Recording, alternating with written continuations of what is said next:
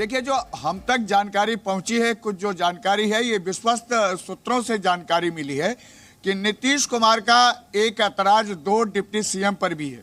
नीतीश कुमार का ये कहना है कि 2020 में जिस तरह से बीजेपी की तरफ से 2 डिप्टी सीएम का नाम आया था, वो नाम ठीक नहीं थे, क्योंकि नीतीश कुमार जैसा कद वाला आदमी, उनको एक जो डिप्टी सीएम चाहिए, और वो बीजेपी की तरफ से वो भी ऐसा व्यक्ति चाहिए जिसकी सूझबूझ हो, जिसकी राजनीतिक समझ हो, जो सरकार को ईमानदारी से चलाना जानता हो।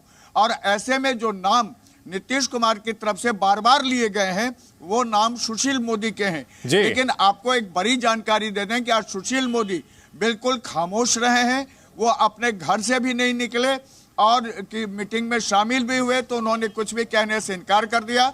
और ये माना जा रहा है कि सुशील मोदी का नाम जब सामने नीतीश कुमार की तरफ से लाया गया है, तो बीजेपी के जो केंद्रीय अलाकमान है, उनको इस पर निर्णय करना है। और इस निर्णय के बाद जो बीजेपी की कल सुबह की बैठक है 9 बजे, उसमें इसका ऐलान भी कर देना होगा कि डिप्टी सीएम कौन होंगे।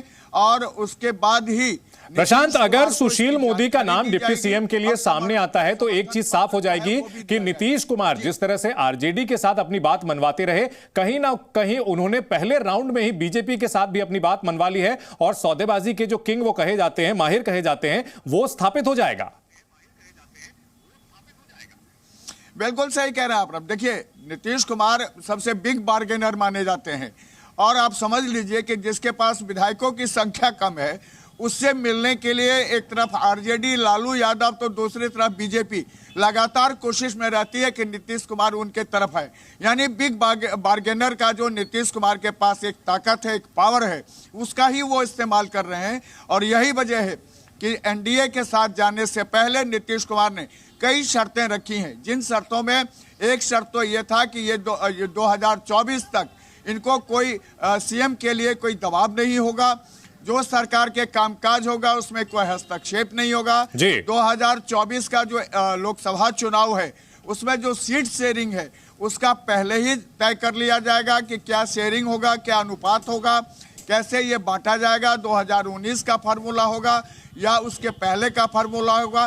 तो एक तरह से आप कह सकते हैं कि नीतीश कुमार अपनी बात मनवाने में कामयाब भी हुए हैं।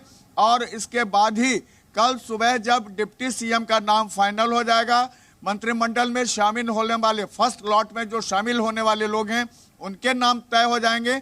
उसके बाद बीजेपी के विधायक और समर्थन पत्र नीतीश कुमार तक पहुंच जाएगा। जी प्रशांत, इन सब के बीच बड़ा सवाल यह भी है कि कांग्रेस की ओर से यह खबर आ रही थी कि कांग्रेस की ओर से भी जीतन राम मांझी से संपर्क करने के लिए की गई थी, और निश्चित तौर पर कोशिश यही की जा रही है कि किसी भी कीमत पर नीतीश कुमार जो है फिर से सरकार बनाने ना पाए। एनडीए के साथ में यह तमाम कवायद की जा रही है। आपके पास हम लौटेंगे प्रशांत, और भी हम आपसे जानकारियां लेंगे। जी न्यूज़।